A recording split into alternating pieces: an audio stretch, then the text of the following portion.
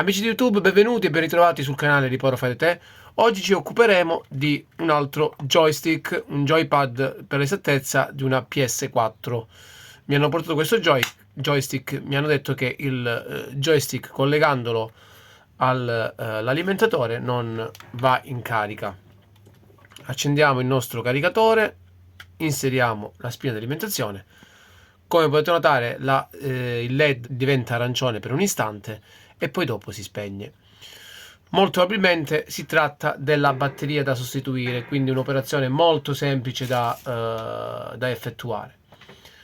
Rifaccio di nuovo una seconda prova.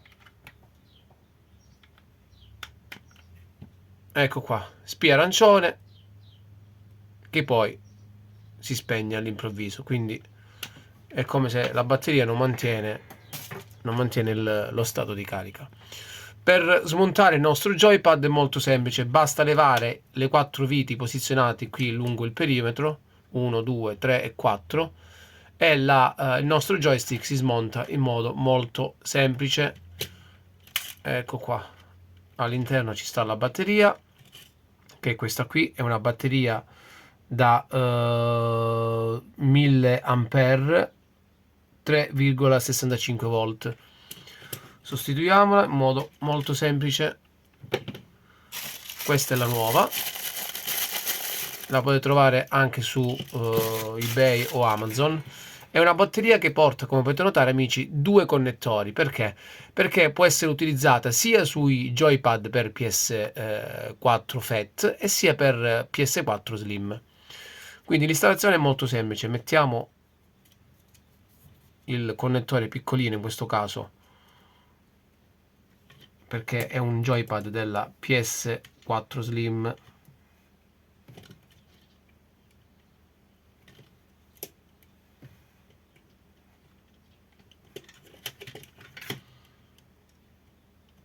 Ecco qua, connettore inserito, riposizioniamo la batteria e andiamo a testare il nostro joypad. Richiudiamolo.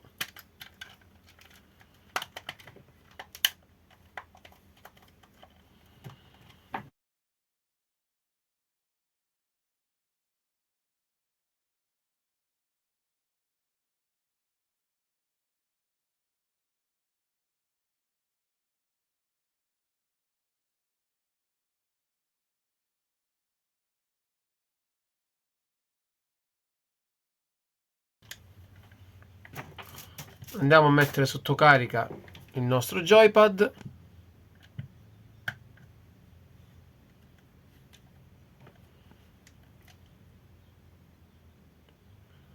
E come potete notare amici, il LED, a differenza di prima, va in carica.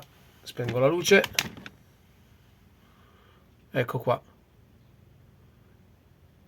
si accende e si spegne. Questo sta a significare che la batteria era l'unico imputato della riparazione.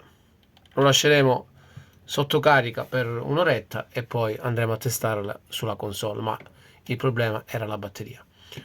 Video molto semplice, veloce. Se vi è piaciuto il video, come sempre lasciate un like. Per aiuti o per riparazioni potete tranquillamente scrivere sul sito, sull'email riparofedetech@gmail.com o sul social Telegram.